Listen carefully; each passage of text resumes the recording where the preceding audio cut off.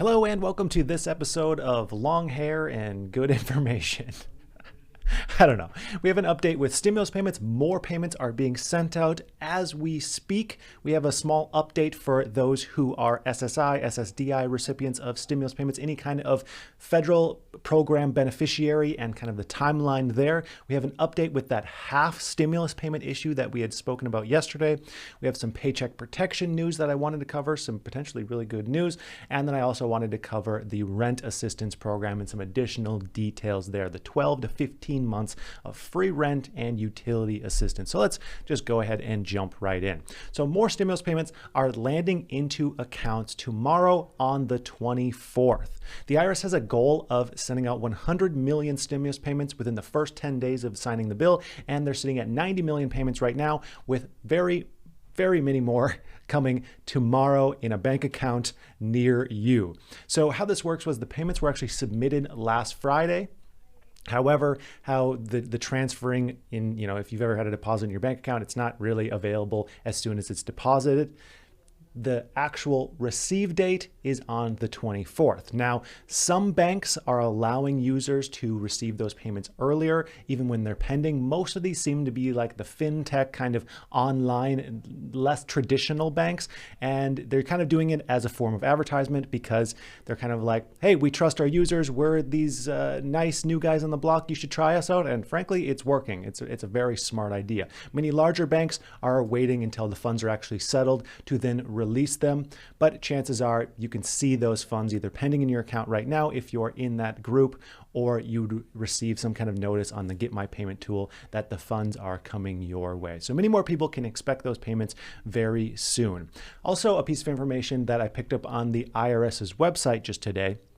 They're saying there is no point in checking the Get My Payment tool like every single hour, every 30 minutes for updates, because they only update that thing once per day and usually in the middle of the night. So you can save a little bit of time in your daily schedule by just checking once in the morning or something like that and seeing if there's any kind of status change on your stimulus payment.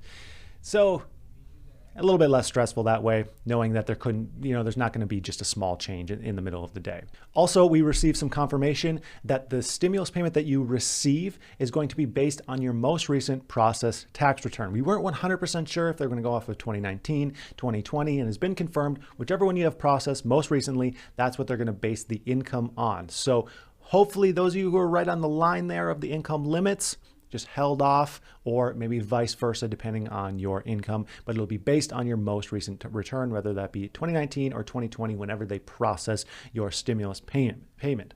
Now, moving on to Social Security recipients and other federal beneficiary recipients. There are some unfortunate delays here, and the IRS is saying that this is just due to them waiting to collect more information from various government agencies for 2020 beneficiaries and how much they should receive and who exactly should receive what. So there's some delays there. And this counts for those who receive SSI, SSDI, railroad retirement benefits, and veterans benefits. There's delays for pretty much all of those. I've heard that a few individuals just anecdotally have received these payments, but for the most part, most have not yet received them. There's not necessarily an issue here. It's just a delay in collecting the information. However, I can let you know that the IRS is working hard to make sure that these are sent out as soon as possible, because the first round and the second round of stimulus checks, they received a ton of flack for delays here and just not sending out the payments as quickly as possible. So I don't think that there's going to be a massive delay, but of course, I'm not an IRS spokesperson. You can be mad at them. I don't know why I'm sticking up for them right now. But anyways, same as the first two rounds of stimulus payments, those federal beneficiary recipients should receive the stimulus payments without taking any action whatsoever. It should just get automatically deposited into whichever account you typically receive your benefits in. But this is with exception to one kind of small group of individuals who, if after you receive your stimulus payment, you didn't receive the full amount and you're an SSI, SSDI, some kind of beneficiary recipient, you didn't receive the full amount, you may have to file a 2020 tax return.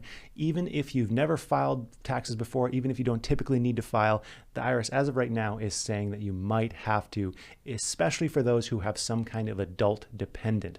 This is because the first and second round of stimulus payments didn't have a payment for adult dependents. So you weren't able to input that information in the non-filers tool before the non-filers tool closed up back in November. And as of right now, there's no way to add that information without filing a tax return. So what should you do? You should sit and wait to see what exactly you receive stimulus payment wise. If you don't have the correct dependents on there, the available option as of right now is filing a 2020 tax return until there's some kind of other system that comes out to enable people to add the correct information. So that's our update there. And then yesterday we talked about certain individuals receiving their half stimulus payment. There was even a Facebook group that was blowing up because so many people were receiving stimulus payments or seeing pending payments of exactly half of whatever they should receive. And they're like, okay, what exactly is going on here? Obviously there's some kind of issue or glitch. Well, the IRS has announced what's causing the issue and their solution to that issue. So this was happening to individuals who filed for an injured spouse claim. Basically, this works when one spouse owes back taxes, has defaulted on a federal student loan, or owes back child support, and the other spouse files for this injured spouse claim. And basically what happened is the IRS system is confused as to what's going on, and they're automatically just sending out half the payment. So the solution here, the IRS is saying you actually don't have to take any action. You should receive the other half within a week to 3 weeks after you receive that initial half. Their system will catch up and get the other 50% sent your way. Now there's a little bit of a delay, which is kind of frustrating, but of course that's better than having to wait until the end of the year to file for that recovery credit and get it then. You'll receive that other half, the IRS is saying, as of right now.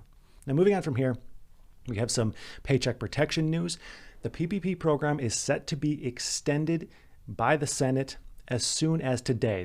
It's on their schedule to vote. Sometimes they move back votes and they shift things around, but it could be voted on as soon as today, and it's very likely to go through. There's bipartisan support here, and I'm very, very confident that it will be extended and then sent over to good old Biden's desk, and he'll sign off on it, and this thing will be extended. Now, this is extremely important because as of right now, the deadline is set for March 31st, but this isn't the deadline to apply. That's actually the deadline for the SBA to finish processing your loan. So how this process works, you apply through a lender like the one that I have linked below. If you haven't yet applied, apply as soon as possible.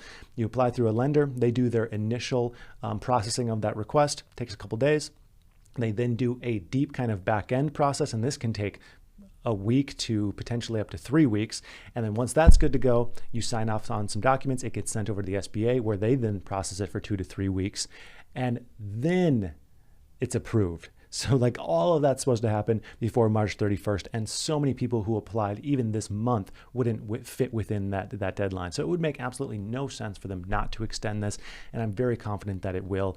It passed through the House almost with unanimous support, so I'm very confident that it'll be extended. The new bill will extend the apply date through May 31st, where you can apply all the way through May 31st, but I still recommend applying as soon as possible, just to be safe and just to get your spot in line. And then it extends the SBA processing date to June 30th. So you can apply anywhere through May 31st, but then they could still have time after that to process. Like I said, just apply as soon as possible. Now moving on from here, that free rent and free utility assistance program is starting to roll out in your state. In just about every state, it's either has already rolled out or is rolling out very soon with all this additional funding that's being added, and now they've had time to set up these systems. So this program includes 12 months of free rent and utility assistance with a possible extension of up to 15 months depending on funding, and there is a ton of funding here, so I think it's kind of likely that it'll be extended to 15 months. There are some conditions that you need to meet in order to qualify for this. So first off, your household income can't exceed 80% of the median area income in the area in which you live. You can double check that if you go to censusreporter.org, look up your area and just, compare it that way. It's not a perfect solution, but it's an easy solution. Second, at least one member of the household must demonstrate risk of becoming homeless without assistance. In order to certify this, it's likely just going to be a checkbox, but this includes, but isn't limited to getting an eviction notice, getting a past due rent notice, getting a past due utility notice, or some kind of evidence of unsafe or unhealthy living conditions. And then finally, one member of the household must qualify for unemployment benefits or has been negatively impacted by the pandemic in some way, which I mean, who hasn't in some way? So you just have to certify those things and then you can apply for rental assistance. I have an entire video breaking down the actual apply process step by step, which I will link above. And really, that's going to do it for today. I would like to thank you for watching. You can get one of these profitable shirts in the link down below. I hope you have a profitable day and take it easy.